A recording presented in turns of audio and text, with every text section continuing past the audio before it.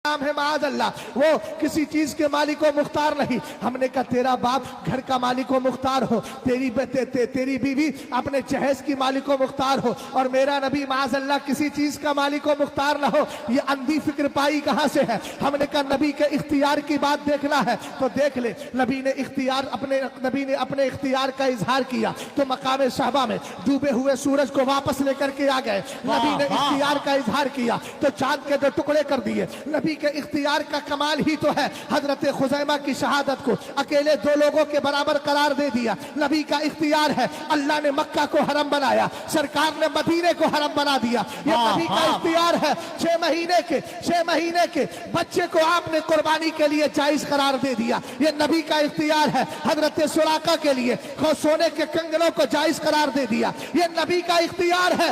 हसनैन को जन्नती जवानों के सरदार बना दिया। ये नबी का इख्तियार है। फातिमा को जन्नती औरतों का सरदार बना दिया। ये नबी का इख्तियार है। अली को कसीमे लारो चिनान बना दिया। ये नबी का इख्तियार है। हौज़े कौसर के 4 सुतून खुलफा को अता फरमा दिए।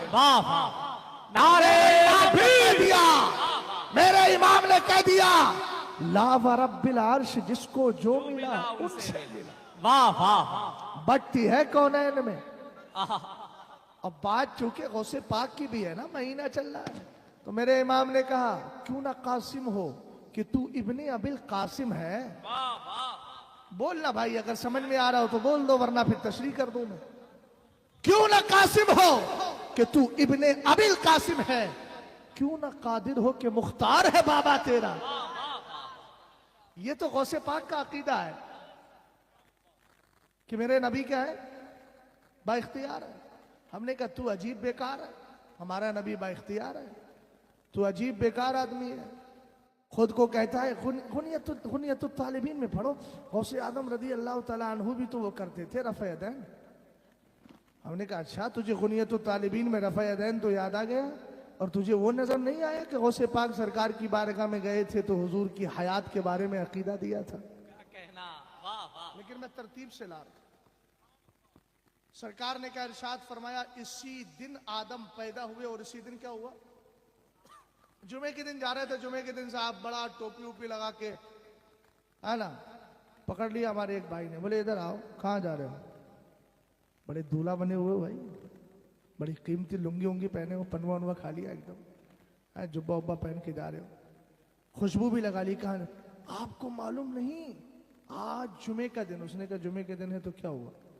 कहा कि अरे ये खुशी का दिन है। तो उसने कहा तुम्हें शर्म नहीं आती?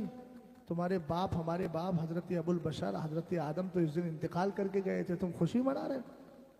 अबे हम पूरे साल में एक दिन अगर खुशी मनाए तुझे तकलीफ होती है, और तू हर जुमे में खुशी मनाता है। क्या कहने, ये तेरे एतबार से, वरना हमारा एतबार से तो नहीं। हम तो जुमे की भी खुशी मनाते हैं और रबीउल अव्वल शरीफ की भी खुशी मनाते हैं। हमने कहा सुनो, आगे मेरे नबी ने फरमाया अक्सिरू मिनस सलाती अलैया फीही, जुमे के दिन मुझ पे कसरत के साथ दुरूद पढ़ा करो। सहाबा ने अर्ज किया क्यों? मेरे नबी ने फरमाया फइन्ना सलातकुम मारूज़तुन अलैया, इसलिए कि तुम्हारा दुरूद मेरी बारगाह में पेश किया जाता है। पेश, यार बोल तो सही प्यार से भाई, पेश किया जाता है। सहाबा ने अर्ज किया कैफ़ तुरदु सलातुना अलैकुम वक़द बरिन था। ए मेरे आका, आपके इंतकाल के बाद भी, आपके विसाल के बाद भी, आपके विसाल के बाद भी, अब सहाबा का अकीदा बयान कर रहा हो। सहाबी का जुमला सुनिएगा। सहाबा ने पूछा कालू या रसूल अल्लाह कैफ़ तुरज़ु सलातुना अलैका वक़द बरिन था। ए मेरे आका, आपके इंतकाल के बाद भी हमारा दुरूद आपकी बारगाह में पेश किया जाएगा।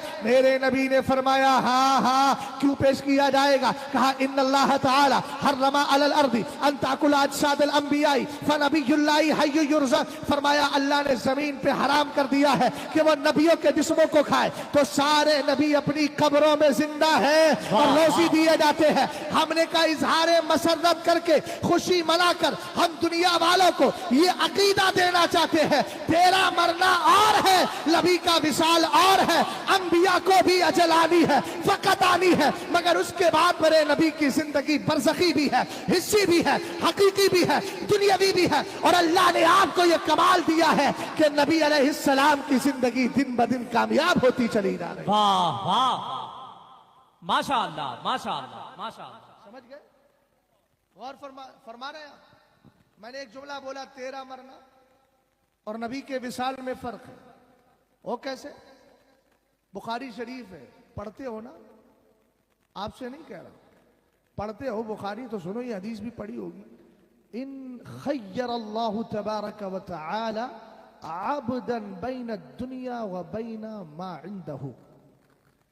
सहाबा इकराम बैठे, हुजूर अलैहिस्सलाम भी तशरीफ फरमाए, सहाबा इकराम बैठे। मेरे नबी ने फरमाया, अल्लाह ने एक बंदे को इख्तियार दिया दुनिया के बारे में और उसके बारे में जो उसके पास है।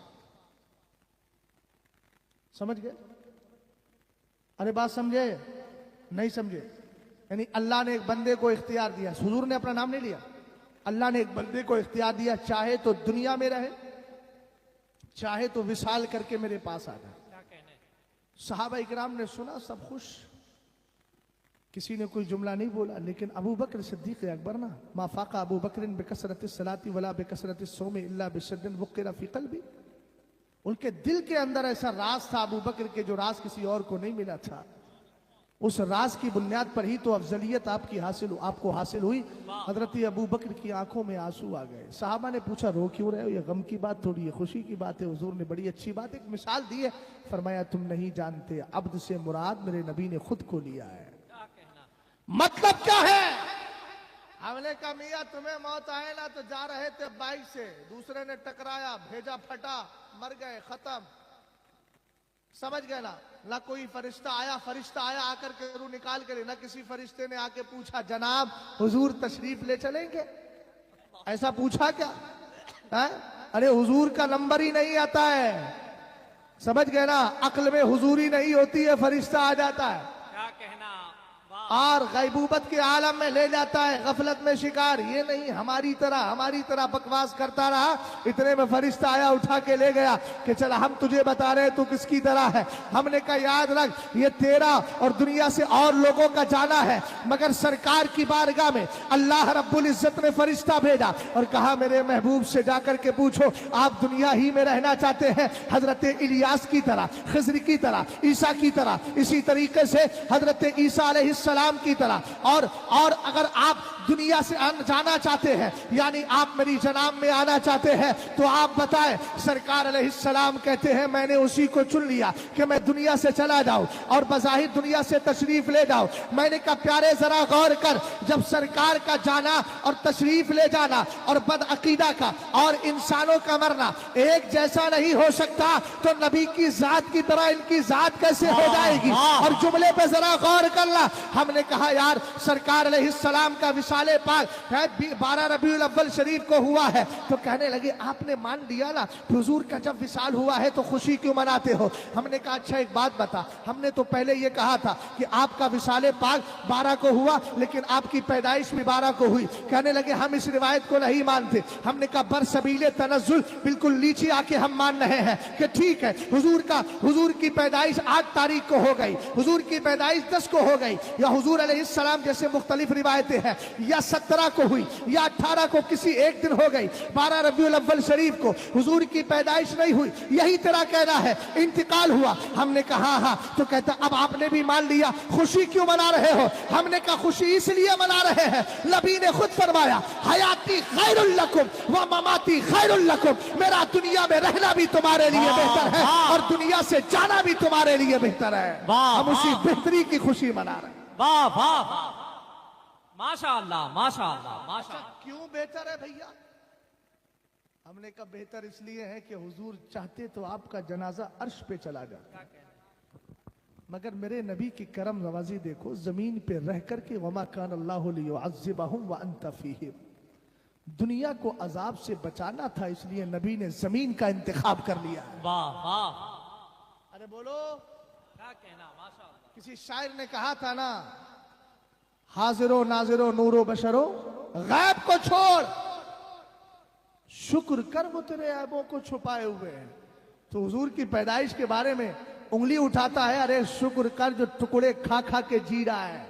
समझ गए ना? अगर हुजूर इस जमीन में तशरीफ फरमाना होते तो इन बदअकीदियों की बुनियाद पर कब का अज़ाब इलाही आके तहस नहस कर दिया होता। समझ गए आप? बात समझे कि नहीं समझे? ये बात मुकम्मल हो गई, अब इसमें कोई डाउट तो नहीं रहा आपको? है हालांकि तफसील और भी की जा सकती है, मगर ये बात मुकम्मल हो गई। अब अगर कोई आपसे इतना सवाल करे कि मीलाद मुस्तफ़ा कहाँ लिखा है, तो अपनी देहाती जबान में कह देना सुन्नियों की तकदीर में लिखा है। नहीं समझ में आया भैया आपके? हाँ? माशाअल्लाह। अरे आपकी तकदीर में लिखा है कि नहीं लिखा है? खोपड़ी तो हिला दो, कम से कम जबान नहीं हिल रही है। माशाअल्लाह। हथुआ हथुआ हिला दो थोड़ा सा भैया, सर हिलाए दो। समझ में आया? बिल्कुल सही कहा। कुल्ला युसीबना इल्ला मा कतबल्लाहु लना हुवा मौलाना। महबूब फरमा दीजिए, कुरान की आयत 13वें पारी की आयत करीमा, महबूब कहिए हमें तो वही पहुंचता है जो अल्लाह ने हमारी तकदीर में लिख दिया है। क्या कहना? तो सारी बातें तकदीर में लिखी है कि नहीं लिखी है? यहां तक बात मुकम्मल हो गई ना। आला हजरत के पैगाम की बात चल रही है। मेरे इमाम ने क्या कहा? आला हजरत इमाम अहले सुन्नत ने कहा, खाक हो जाए अदू जलकर मगर हम तो रजा, दम में जब तक दम है जिक्र उनका सुनाते जाएंगे। ये एक पैगाम हो गया। दूसरा पैगाम सुने। पैगाम देने वाला कौन है? इमाम अहमद रजा खान। पहले आला हजरत को समझ ले, तब बात आसान हो जाएगी।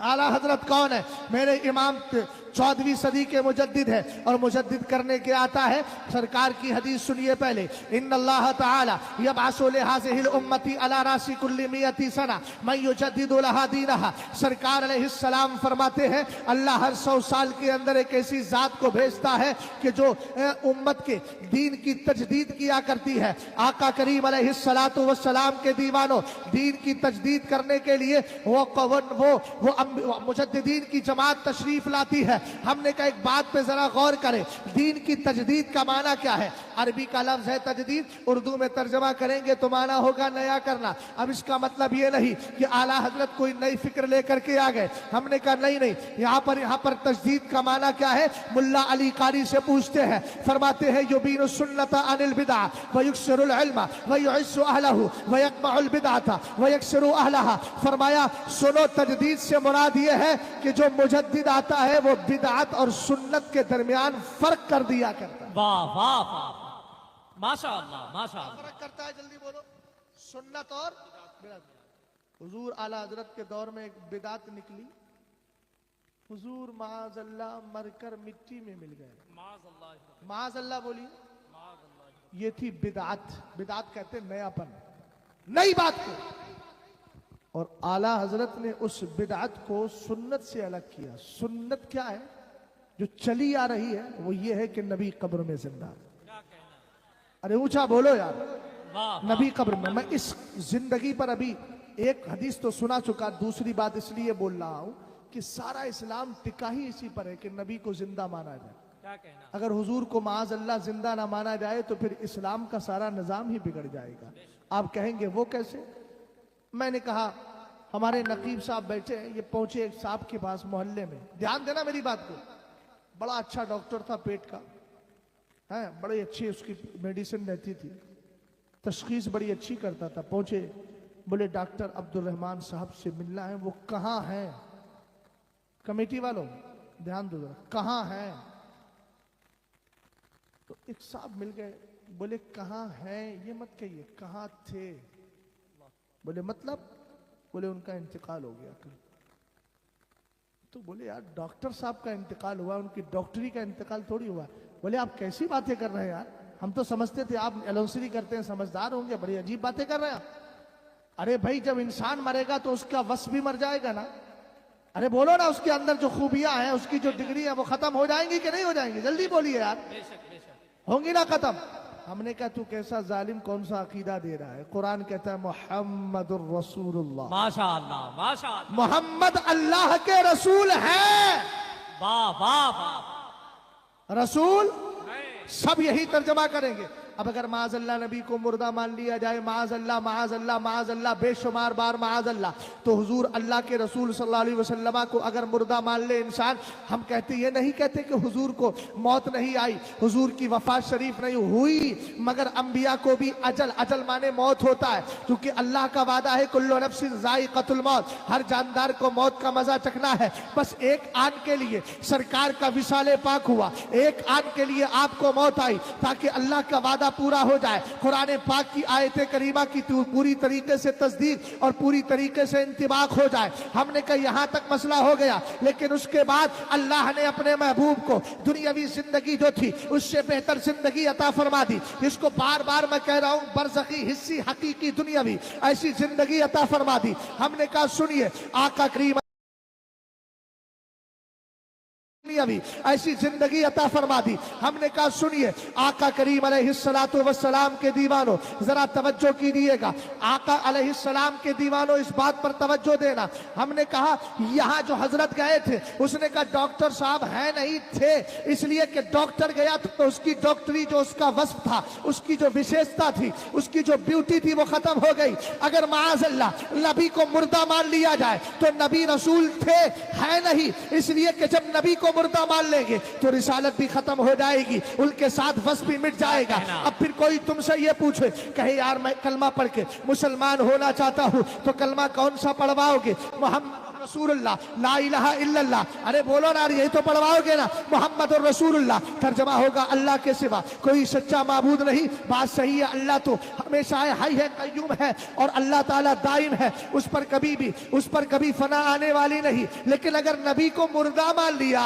तो फिर मोहम्मद और रसूलुल्लाह, मोहम्मद अल्लाह के रसूल हैं, ये कैसे सही होगा? तुमने तो कह दिया इंतकाल हो गया, तो नबी की रिसालत भी खत्म, नबी की जात भी खत्म, माअज़ अल्लाह। तो फिर ऐसी सूरत में किस पर कलमा पढ़ा जा रहा है? फिर तो कयामत तक कोई कलमा पढ़ के मुसलमान हो ही नहीं पाएगा, और फिर हमारे कलमे के अंदर भी फिर बोशीदगी आ जाएगी। हमने जो कलमा पढ़ा था अब तो वो रसूल जिंदा ही नहीं है, इसलिए ये गंदा अकीदा तुम्हारे पास रखो, हमें उसकी जरूरत नहीं। हमारा अकीदा ये है, तू जिंदा है वल्लाह, तू जिंदा है वल्लाह। मेरी चश्मे आलम से छुप